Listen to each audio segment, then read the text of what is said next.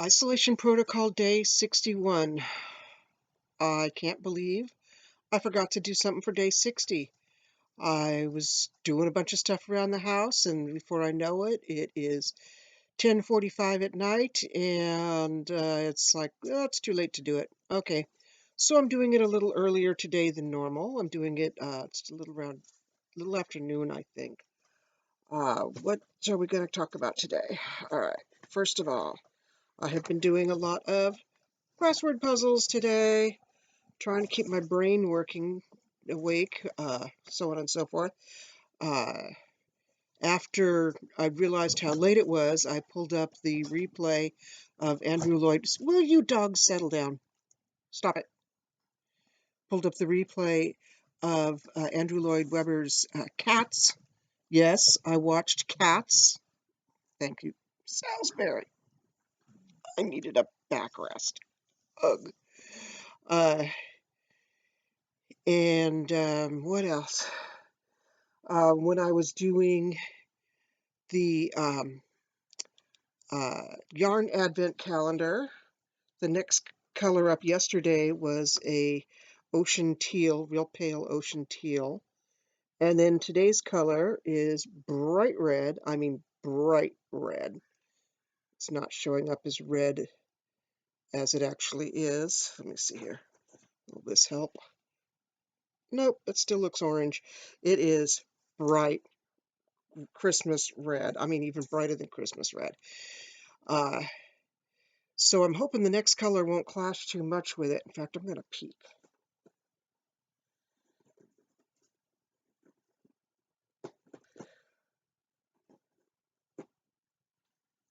Tomato red. Nope, definitely clash. I'll switch to a different color. So we'll see what color comes up tomorrow. Definitely not going to be the tomato red. I'll use that one in a couple rows. But it's coming along nicely. The drape is really, really nice. This is going to make a nice little summer sweater. But when I was looking at the box, I noticed that there were perforations in the little attic triangle at the top. Here's a picture of the box. Inside the attic was this, 2019 Christmas Advent calendar that I have switched to a birthday calendar. And inside are a lot of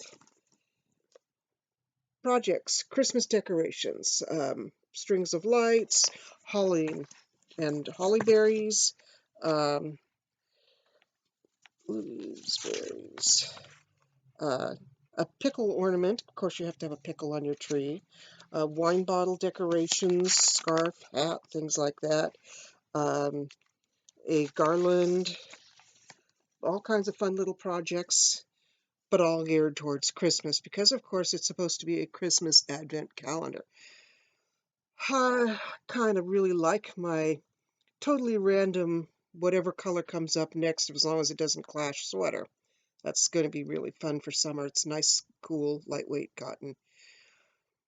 Speaking of cool and lightweight, I am wearing my Doctor Who sweater. There's a Dalek and a sonic screwdriver, and there's the TARDIS and an astronaut.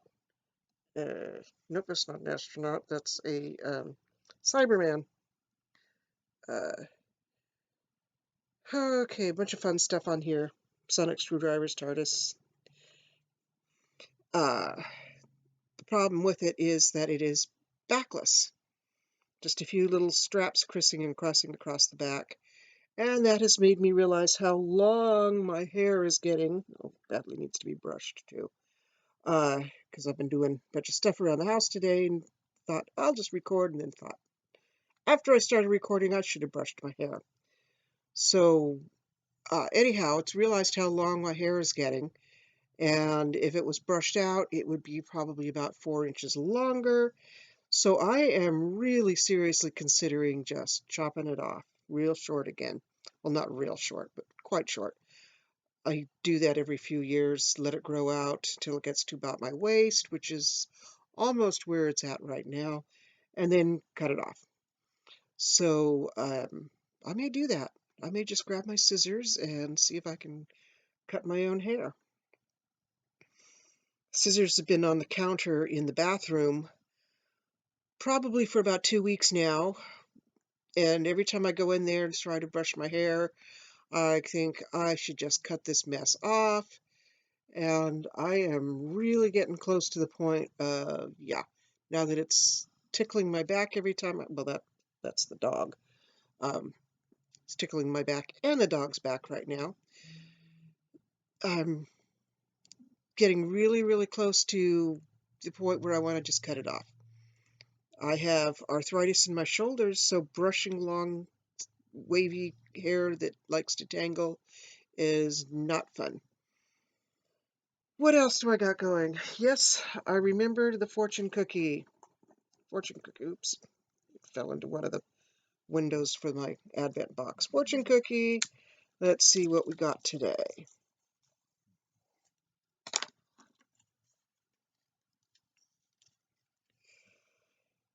You will find your horizons suddenly broadened.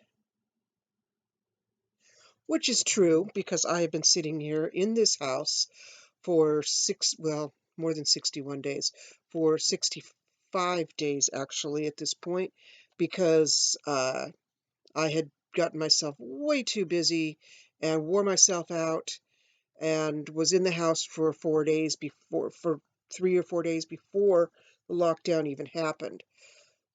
So, horizons broadening? Yes, a few things are starting to open as of Monday. Hopefully, the fabric store, because I've been working on a quilt that is huge, and I need to get some quilt binding, or maybe I'll just make self-binding with the fabric. But I'm also out of quilting thread, so I need to pick up some hand quilting thread. And whenever I look online for the color that I want, which I know they have at Joann's, they don't have it listed online. So I do have to go into the store to go pick out the thread that matches this quilt that I'm making. I call it my ratatouille quilt because I was making ratatouille and I looked down at my basket and there's the bright purple eggplant and the bright red orange tomatoes and yellow squash and green squash and a white onion. And I looked at all of this and thought those look gorgeous together. So I made a quilt with those colors, and yeah, it's gorgeous, absolutely gorgeous. If I finish it soon, well, with the amount of quilting I have left to do, it'll probably be about 2 or 3 months, um, maybe more, because I don't want to do it during the summer. Big, heavy, queen size quilt on my lap in the summer is not not going to work. Uh, but maybe next winter, if it starts getting too hot. So I will try and get pictures of that posted so you can see the really wild colors that I used and how they actually look good together. The funny thing is, I found a sort of almost tie-dye looking splashy stripe fabric that is exactly those colors. And so I'm using that as one of the main fabrics in the quilt. It's a really wide splashes of orange and yellow and purple and cream, or kind of the onion, yellow onion color. Very pretty, very pretty, very bright and pretty. Uh, Kind of the colors that I like, though. And anything else going on? Carrie did not bring groceries by yesterday because I went through my kitchen and I planned out my meals for the upcoming week and started to make a list of what I needed, and I didn't need anything. She has been stocking me up with so much stuff that the most I might have needed was a couple of pre-made salads because I like to eat those when I get hungry and don't feel like cooking or anything. So I'll grab one of those pre-made salad bowls. But yeah, I wasn't going to have her come over for just 2 salads. So Nope, no groceries this week. I am stocked up on everything, and hopefully things will start opening on Monday, and I'll be able to go out and do a few things that I want to do carefully with my mask on, which is another reason I'm going to the fabric store. I ordered a bunch of fabric to make masks, and it was all based on one large print, and I was going to make a quilt out of it first and then use the leftover fabric. Well, just cut the quilt out. I wasn't going to actually sew it yet. And then use whatever leftover fabric I had to make masks. And one of the fabrics that I chose was a large scale handprints, colorful handprints all over the fabric. And 2 weeks after I ordered it, I get a message that it is now out of stock. And I've got all the other fabrics that I need to make the quilt, but not the handprint fabric. So I'm hoping that if I go into a Joann's, I can find this handprint fabric, because they don't have it listed online, but they're not listing what is actually in the local stores. Um, and I know I had seen it in the stores back in February, right before the shutdown. So, yeah, it was the end of February. I remember it because my mom had a tote bag with that fabric as the lining that was given to her when she was a preschool teacher, and it just looks like a bunch of little kids painted their hands and grabbed the tote bag. And then somebody had made a matching T-shirt for her where they actually did just paint the kids' hands and have them put handprints all over a T-shirt for her. And they gave her that as a graduation present when the kids graduated. So they all had their handprint printed on it and then wrote their name by hand on the shirt. The shirt was huge. My mom likes loose clothes, or liked loose clothes, because she had very wide hips, but she was not that huge, and it was falling off of her very tiny shoulders. So I wore the shirt for quite a while, but not in town, because it's a small town and everybody knows everybody, and they would know that I stole a shirt from my mom's closet. And then she started wearing it as a swimsuit cover up in the summer, so she did get some use out of it. Uh, Anyhow, the fabric reminded me of my mom, and it was right before my mom's birthday, and that's when the shutdown happened, was right before my mom's birthday. So yeah, I do remember that that fabric was in the fabric store. So hopefully it is still there.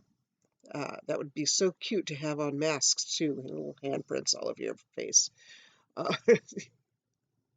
kind of ironic, sort of like my Flash t-shirt. Yeah. This is getting to be a long video, and I am starting to babble. Is there anything? Oh, spinning. I finished spinning and the yarn, and uh, um, plying it up, and soaked it, and it is now hanging dry. So I will show you that tomorrow. It turned out to be 5 yards longer than the other skein, and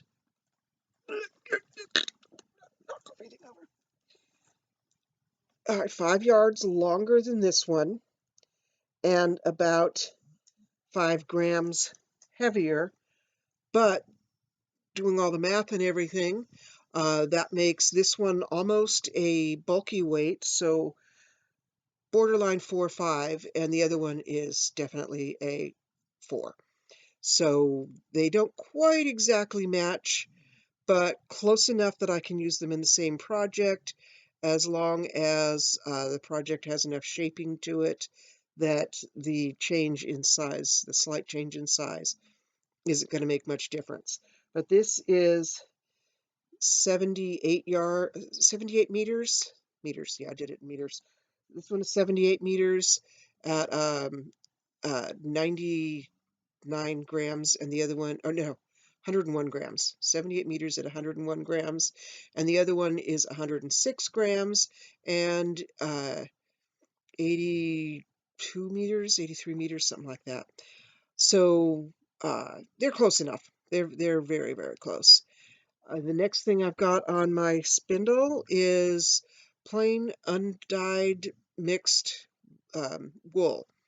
It's BFL and Corriedale and Merino and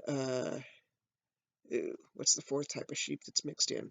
Anyhow, it's a blend of several different types of wool, and it's undyed, and it is really, really soft, fairly long staple for the most part, and I am spinning it up very, very, very fine. And I'm going to do it 2-ply, so hopefully it will be about a DK or a number 2 weight, is what I'm aiming for. But it might be even a little bit finer than that. I'm going to be dyeing it after spinning it, unlike these, which were dyed in the wool before spinning, so you get this tweedy, stripy look. And this is going to be dyed on the skein, so on the hank, so after spinning and plying, and it's going to give a totally different look. And I'm hoping to get it ready to dye when I get my knit crate box, because this month, in case they weren't able to get the dyed fabric or the dyed yarn that they wanted because of the shutdown, they are giving out dye it yourself kits, which is 2 packets of Kool-Aid and 2 skeins of undyed yarn. And I figure if I'm going to be dyeing yarn, I'm going to dye a whole bunch all at once. And I've got several other skeins that I wanted to dye, and those are ready to go. And I wanted to get some hand spun dyed as well. So I'll be working on that. In addition to the black sweater that I'm knitting for my son, and of course my birthday advent sweater. I've got my gray sweater kind of got set aside. It is long sleeve, and it's going to be too hot to wear in the summer for the most part. So yeah, I'm wearing an extremely short sleeve backless shirt already, and it's only the middle of May.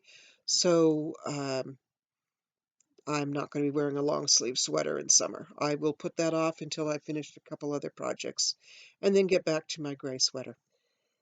Anything else? Yeah, it's been a busy couple of days. That's it. I'm going to shut down now and eat my fortune cookie. So catch y'all tomorrow.